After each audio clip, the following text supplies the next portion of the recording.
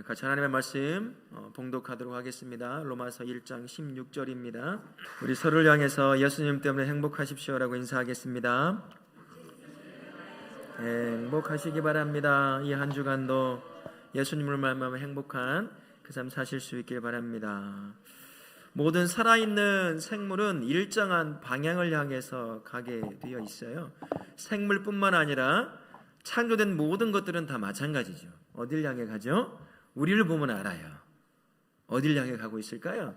여러분의 몸이 증명해내고 있잖아요. 어제와 오늘 같은 분 계세요?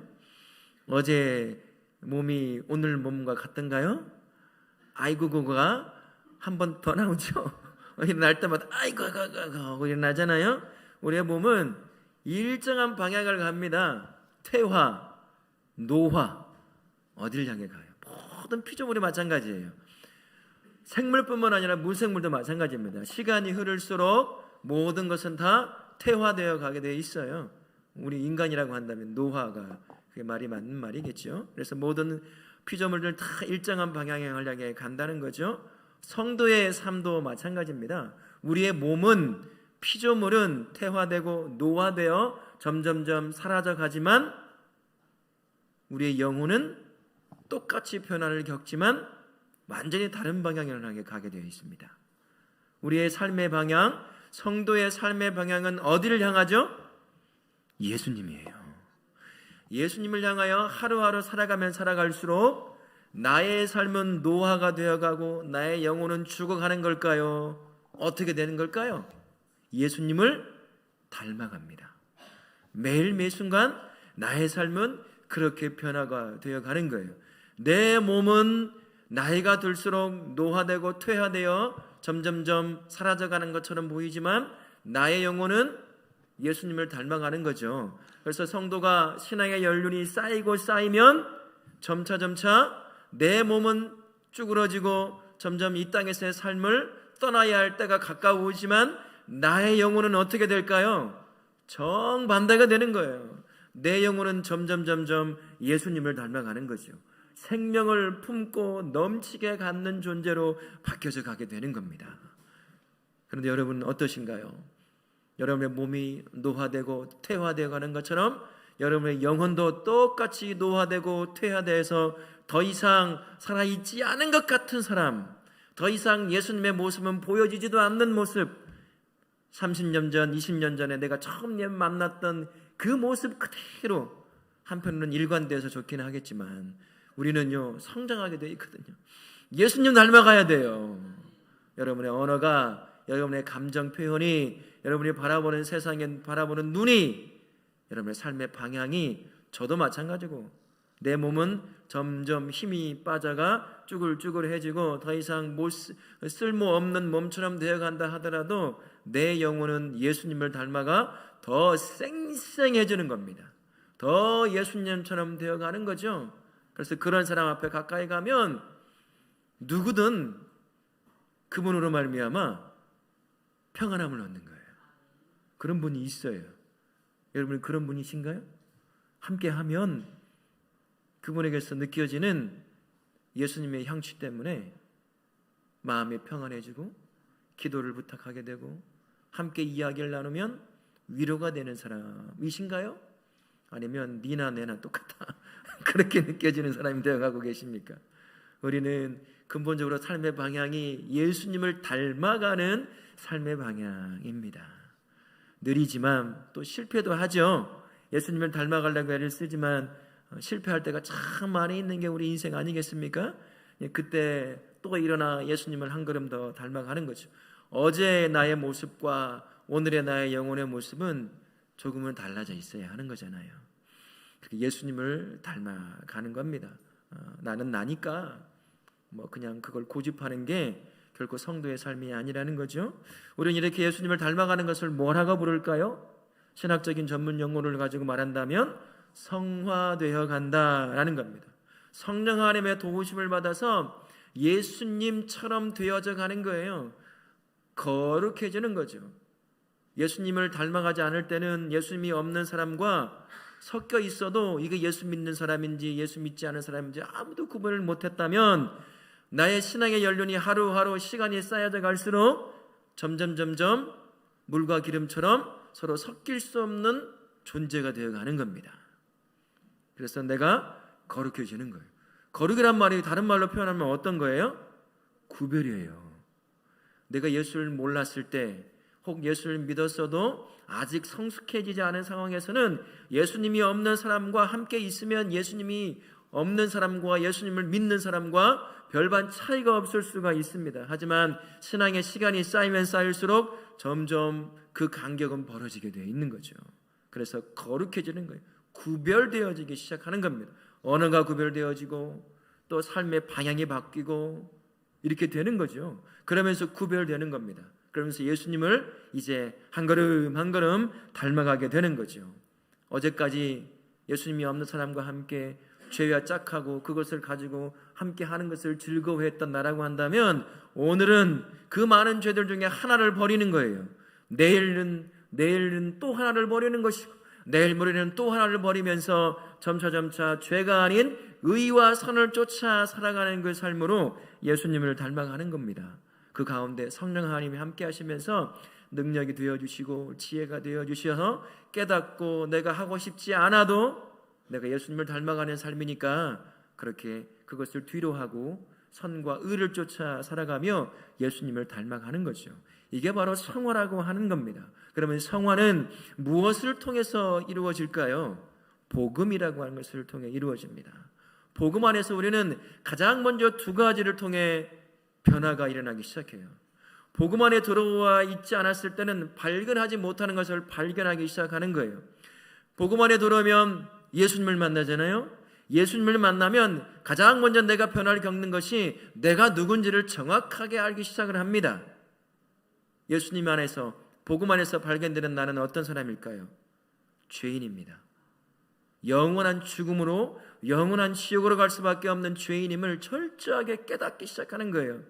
이 죄에서 스스로 자유할 능력이 아무것도 없는, 벗어나고 싶어도 벗어날 수 없는 죄인이라는 신분을 가지고 그렇게 죄와 짝하다가 죄의 고통을 느끼다가 영원한 지옥으로 가는 게 내 운명이었구나 라는 것을 복음 안에 들어오면 눈이 열리면서 나의 실체를 보게 되는 것입니다. 그래서 본질상 성경이 말하는 것처럼 진노의 자녀였구나, 왜 내가 죽어야 되는지, 왜 내가 지옥으로 가야 되는지 복음 안에 들어오면서 나를 발견하기 시작하는 거예요. 그러면서 나로서는 안 되는 일이 예수님으로 인하는 되는구나, 예수님이면 되는구나, 그것을 발견하는 겁니다. 그게 복음 안에 들어온 성도가 자신의 삶이 변화되는 첫 번째 단계예요. 자신이 철저히 죄 가운데 무능한 자라는 것을 발견하면 그 영의 눈이 어디를 향하겠습니까? 누구를 향할까요? 예수님을 바라볼 수밖에 없는 거예요. 이 땅에 나에게서는 도저히 죄와 죽음에서 벗어날 수 있는 능력이 없다는 걸 깨닫기 때문에 눈을 들어 그것을 가능케 하시는 예수님을 보는 겁니다. 그러면서 예수님을 보며 예수님을 알아가는 거예요. 그 다음부터 두 번째 단계의 삶의 변화를 일으키기 시작하는 겁니다. 예수님이 나를 구원하시기에 충분한 차고 넘치는 능력을 가지고 계신 하나님이라는 사실을 깨닫습니다. 내가 있는 죄를, 예수님은 죄를 갖고 있지 않은 완벽한 사람이라는 사실을 깨닫게 되는 거예요. 그리고 그분이 날 대신해서 내가 짊어져야 할 죄의 대가, 극악한 죽음의 대가인 십자가를 대신 지었다는 것을 보게 되는 거죠. 알아가게 되는 거예요. 그분의 십자가 때문에 하나님께서 자신의 공의를 십자가를 통해 충족시켰다는 것을 알게 되는 거예요. 내가 왜 구원받을 의인인지를 알게 되는 거죠. 그리고 예수님을 붙잡는 겁니다. 삶의 주인으로 예수님을 모시기 시작하는 거예요. 그때부터 급격한 삶의 변화를 겪기 시작합니다. 세상을 보는 눈이 바뀌기 시작하는 거예요. 나의 인생을 바라보는 눈이 바뀌기 시작하는 겁니다. 어제까지 예수님을 만나고 복음 안에서 예수님을 발견하고 나를 발견하기 전까지는 참 힘들고 어려운 삶이었지만 빨리 끝내버리고 싶은 삶이었을 수도 있겠어요. 지긋지긋한 삶이었을 수도 있고, 정반대로 돈이 주는, 이 땅이 주는 것에 즐거움을 갖고 살아가는 그런 삶이었을 수도 있을 것입니다. 하지만 예수 안에, 복음 안에 딱 들어오면서 내가 누군지, 이 사람이 누구를 바라봐야 하는지를 깨닫게 될 때 인생의 주인이 내가 아니라 예수님이라는 것을 알게 되는 겁니다. 그러면서 예수님께 내 인생의 중심의 자리를 딱 내어드리는 거죠. 인생의 중심의 자리, 주인됨의 자리를 내어드리면 그때부터 변화가 일어나기 시작해요. 내가 예수 믿는다고 하더라도 내 인생의 주인의 자리를 내가 여전히 꿰차고 앉아있으면 삶의 변화는 일어나지 않습니다. 그냥 종교인으로 머물러 있어요. 구원은 하나님이 누리게 하실 줄은 모르겠습니다. 그러나 성도가 예수님처럼 성화되어 가는 과정이 더디고 그렇게 성장해 가지 않는다는 거예요. 복음 안에서 우리가 이렇게 나 자신과 예수 그리스도를 바라봄을 말미암아 우리가 성화되는 그 변화를 겪기 시작한다는 거죠. 그래서 성도에게 있어서 복음이라고 하는 것은 가장 중요한 거예요. 가장 중요하게 내 손으로 붙잡고 있어야 할 것이 바로 복음이라고 하는 것입니다. 사도 바울이 오늘 본문에 읽었던 그 말씀, 로마서 1장 16절 말씀을 통해서 다시 한번 말씀하십니다. 같이 한번 읽어볼까요? 복음은 모든 믿는 자에게 구원을 주시는 하나님의 능력이 됨이라. 내 능력이 아니라 복음이 나로 어떤 능력이 된다고요? 구원을 얻게 하는, 구원을 이루게 하는 능력이 된다라고 말을 합니다. 이 복음 안에 있을 때 구원을 누릴 뿐만 아니라 고린도후서 3장 18절에서는 우리를 변화시키는 게 무엇인지 깨닫게 만들어요. 같이 한번 읽어보겠습니다. 우리가 다 수건을 벗은 얼굴로 거울을 보는 것 같이 주의 영광을 보매 그와 같은 형상으로 변화하여 영광에서 영광에 이르니 곧 주의 영으로 말미암음이라. 그와 같은 형상으로 우리가 변화되기 시작하는 거예요. 어디 안에서요? 복음 안에서예요. 복음이 나의 영혼을, 나의 삶을 예수를 닮아가는 삶으로 이끌어갑니다. 그래서 복음은 성도에게는 가장 중요한 것이에요.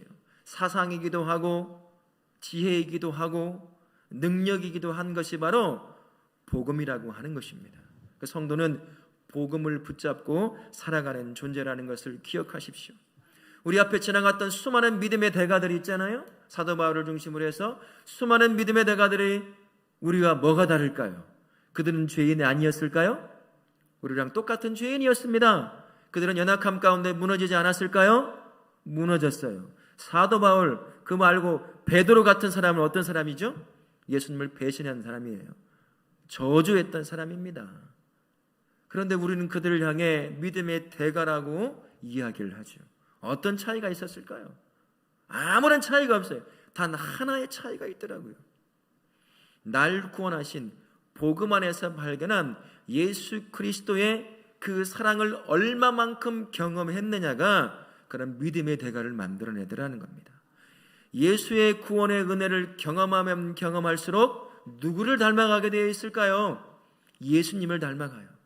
그분의 사랑에 흠뻑 젖어들수록 희한하게 그분의 사랑을 느끼면 느낄수록 내 안에 쌓여져 가는 것은 그분의 사랑이에요. 그분의 사랑으로 날 사랑하듯이 내가 누군가를 사랑하는 사람으로 세워져 가면서 예수의 모습을 갖추어 가더라라는 것입니다. 성도가요, 복음 안에서 내가 누군지를 발견하고 나를 향한 하나님의 사랑이 무엇인지, 그 예수 그리스도가 누구신지를 발견하면 할수록 내가 예수를 닮아가는 거예요. 그분이 가지고 계신 사랑과 은혜가 내 심령을 가득 채워내기 때문인 것입니다. 그래서 우리는 가장 먼저 복음 안에서 예수님을 계속해서 찾아내야 하는 거죠. 그분을 만나야 하는 겁니다. 그분의 사랑과 구원의 은혜를 깊이 경험할 수 있어야 돼요. 화려한 종교적 행사로 끝나는 것이 아니라 그분의 복음 안에서 그분을 만나는 것이 성도가 살아야 될 삶의 모습인 것입니다. 그렇게 예수를 닮아가면 닮아갈수록 그 안에서 느끼는 그분의 사랑과 은혜를 풍성하게 느끼고 그 느낌이, 그 사랑과 은혜가 또 다른 나로 하여금 예수를 닮아가도록 이끌어가는 능력이 되는 거예요. 그래서 복음 안에서 모든 성도는 예수 그리스도를 더 깊이 발견해야 되는 것입니다. 사도 바울이 그랬던 것처럼 말이죠. 사도 바울도 그렇게 세워진 사람이었어요. 고린도후서 5장 14절부터 15절까지의 말씀 한번 같이 볼까요? 고린도후서 5장 14절 15절 없나요? 형제 어디 갔어? 없어요? 네.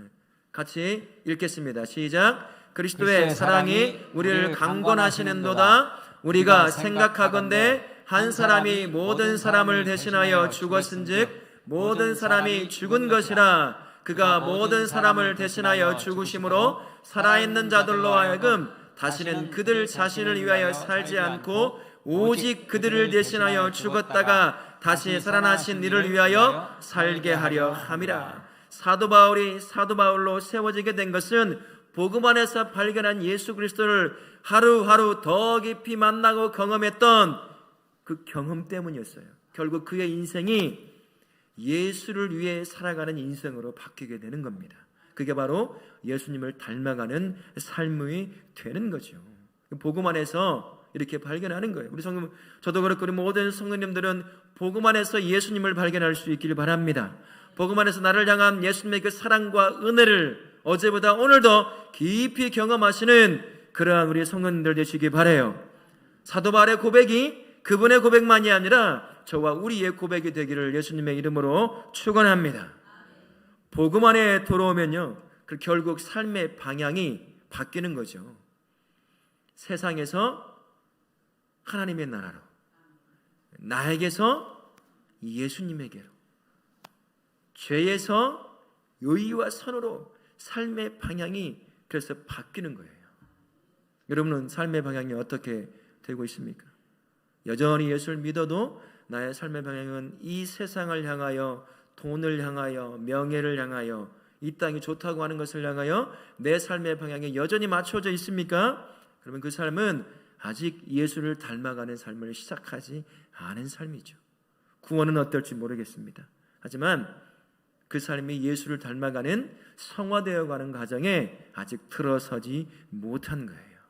성도의 삶은 복음 안에서 발견되는 그만큼, 예수를 발견하는 만큼 그 삶이 예수님을 닮아가는, 그분을 향해 나아가는 삶으로 삶의 방향이 바뀌게 되어 있다는 것을 기억하실 수 있기를 바랍니다. 여러분의 삶에 나의 삶의 방향이 어디를 향해 가고 있는지 꼭 점검하실 수 있기를 바라요. 복음 안에서 그것을 점검하는 겁니다. 나는 내 삶이 무엇을 향해 초점이 맞춰져 있는지 복음 안에서 여러분의 삶의 방향을 바꾸시는, 그런 발견하고 온전하게 예수를 향해 삶의 방향이 바꿔지는 그런 성도님들 되실 수 있기를 바라겠습니다. 복음 안에 있다 보면요, 나로 하여금 예수를 닮아가게 만드는 율법을 보는 눈도 바뀌게 됩니다. 율법이 어떤 것이었어요? 유대인들에게 율법은 구원을 얻게 하는 것과 똑같은 능력을 가지고 있는 것으로 여겨지던 것이었습니다. 그래서 구원을 얻기 위해서 유대인들은요, 율법에 자신을 꾸겨 넣었어요. 지키지도 못할 것을 지킬 것이냐, 그렇게 막 율법을 그걸 넣으니 어떻게 했습니까? 맞지도 않는 애기 옷을 성인이 입는다고 생각해 보세요. 들어가지도 않죠. 옷이 찢어지죠. 몸은 만신창이가 될 겁니다. 맞지도 않는 신발을 신고 뛰어보십시오. 뛰어지나요? 못 뛰죠. 넘어집니다. 그것과 똑같은 거였어요. 유대인들에게 율법이라고 하는 것은 구원을 얻는 길이었기 때문에 지키지도 못할 그것을 꾸겨 넣듯 지키려고 했던 거예요. 그러니 그 인생 전체가 율법에 짓눌리는 삶을 살 수밖에 없는 겁니다. 얼마나 매일같이 죄책감에 시달리며 살았을까요? 자기는 알잖아요. 못 지킨 걸 알잖아요. 자기는 어긴 걸 알잖아요. 하나님의 내 구원을 뺏어가면 어떻게 할까? 내가 지키지 못한 율법 때문에 벌 받으면 어떻게 할까? 유대인들은 끊임없이 율법이 주는 억압 속에 살아갔습니다. 그런데 바울이 그랬던 것처럼 복음 안에 딱 들어와 보니까 율법이라고 하는 것은 나를 짓누르는 존재가 아니에요. 율법이라고 하는 것은 나로 하여금 예수님을 바라보게 만드는 것이고 예수님을 흉내내게 만드는 도구라는 것을 발견하게 되는 겁니다. 율법을 왜 지켜야 되는지를 깨닫게 되기 시작하는 거예요. 무거운 짐이 아니라 내가 예수님을 닮아가는 그 은혜의 수단이구나라는 것을 깨닫는 거죠. 그래서 무거운 짐을 지듯 율법을 지켜내는 사람이 아니라 이제 내가 예수를 닮아가는 그 은혜의 수단이니 즐거움으로, 기쁨으로, 어제까지 순종 못했던 그 율법이 오늘은 순종이 되어지는 거죠. 복음 안에 들어올 때 이렇게 율법을 바라보는 눈이 달라지는 거예요. 여러분 중에 여전히 율법을 율법으로 여기고 살아가고 계신 분 계십니까? 율법은요, 복음 안에서 봐야 됩니다. 유대인들은 율법을 복음 안에서 못 봤어요. 율법을 율법으로만 봤습니다. 법이잖아요. 지키려고 해야 되는 것이에요. 몇 걸음 걸어가지도 못하는 것, 그걸 지키고 어기면 끊임없는 죄책감을 여기며 그렇게 살아가는 참 불쌍한 존재였단 말입니다. 사도 바울이 그런 사람이었어요. 그러나 복음 안에 딱 들어가니까 율법이 그게 아닌 거예요. 날 죽이려고 하는 것이 아니라 나로 하여금 예수를 닮아가는 존재로 만들어가는 은혜의 수단이었다는 것을 발견하게 되는 거지요.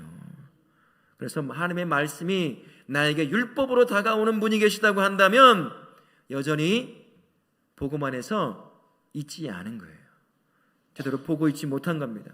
하나님의 말씀은 나를 죽이려고 하는 게 아니라 뭐죠? 나로 순종하는 자를 통해서 예수를 닮아가는 그 은혜의 수단으로 주시는 것입니다. 복음 안에 있을 때 그걸 보기 시작하는 거예요. 그래야 자유함 가운데 차원하는 마음으로, 즐거워하는 마음으로 율법처럼 다가왔던 하나님의 말씀을 순종함으로 살아낼 수가 있는 겁니다. 그렇게 예수님을 닮아가며 예수님처럼 성화되어 가는 삶을 살 수가 있는 거지요. 우리 다롭게 모든 성도님들, 이 한 주간 여러분들 복음 안에 있는 줄로 믿습니다. 복음 안에 있을 때 여러분의 삶을 볼 수 있어요. 성도의 삶을 볼 수 있어요. 복음 밖에서 내 삶을 보고 내 인생을 보고 하나님의 말씀을 보면 여러분 성장하지 못합니다. 내 나이와 맞게 후패해져가는 그러한 나의 연약함만을 보게 되는 거지요. 그러나 복음 안에 들어오면 내가 살아가는 모든 삶의 현상들, 내가 겪는 것들 다르게 보여지기 시작합니다. 복음 밖에 있을 때는 나를 죽일 것처럼 다가왔던 삶의 문제들이 어느 순간부터 복음 안에 들어오면 그것이 이젠 하나님의 은혜의 수단처럼 다가올 때가 있다는 거예요. 그래서 그것이 나를 죽이는 게 아니라 나로 더 예수님 닮아가도록 만들어가는 하나님께서 나를 향해 주신 은혜의 수단처럼 되는 거죠. 사도 바울이 평생 예수를 만나고 나서 병고침을 얻고 싶었어요. 어느 학자는 간질이 있었다, 어느 학자는 안질이 있었다. 무엇이 있건 두 가지를 다 가지고 있었을 것 같아요. 성도들 앞에서 설교하다가 간질 때문에 넘어져 보세요. 여러분 어떨까요? 목사가 어떻게 느낄까요? 감정이 다시는 못 써요. 이 자리에요. 사도 바울이 그런 아픔을 겪고 있었어요. 그래서 하나님, 내가 사역을 감당하고 내가 이것을 감당하는데 내가 이렇게 넘어져요. 성도들에게 덕이 안 돼요. 날 좀 치료해 주세요. 3번을 간곡함 가운데 그가 기도했다고 그랬거든요. 근데 하나님은 뭐라고 말씀하셨어요? 너 연약함이 나의 강함이 될 거라고 했어요. 그게 부끄러울 거라고 여겨졌던 것인데 사실은 그게 아니었다는 거죠. 복음 안에 들어와 보니까 자신의 연약함이 그렇게 보여지기 시작하는 거예요. 하나님의 은혜의 수단을 보여지기 시작하다는 겁니다. 이 한 주간도 또 우리는 삶의 문제 앞에 놓여지게 됩니다. 빨리 피하고 싶고 도망치고 싶고 빨리 이 문제를 해결해 주고 싶어요. 그런데 하나님께서 남겨두는 이유가 있을 거예요. 그걸 알려고 한다면 내가 복음 안에서 더 예수를 알아가야 됩니다. 그래서 복음을 연구해야 되고 복음을 공부해야 돼요. 근데 우리 공부하는 거 싫어하잖아요. 그죠? 책 읽는 거 싫어하죠. 성경 읽는 거 별로 안 좋아하죠. 그러니 신앙의 성장이 더딜 수밖에 없는 거예요. 이 한 주간 복음 안에서 더 복음을 보고 연구하고 읽고 고민하고 물어보고 또 읽고 또 보고 그런 과정을 통해서 복음 안에서 보여주신 예수 그리스도를 더 깊이 알아감으로 말미암아 그분과 함께 동행하는 나의 인생이 새롭게 보여지는, 모든 문제가 은혜의 수단처럼 나에게 다가오는 그러한 한 주가 되시기를 예수님의 이름으로 축원합니다. 아멘.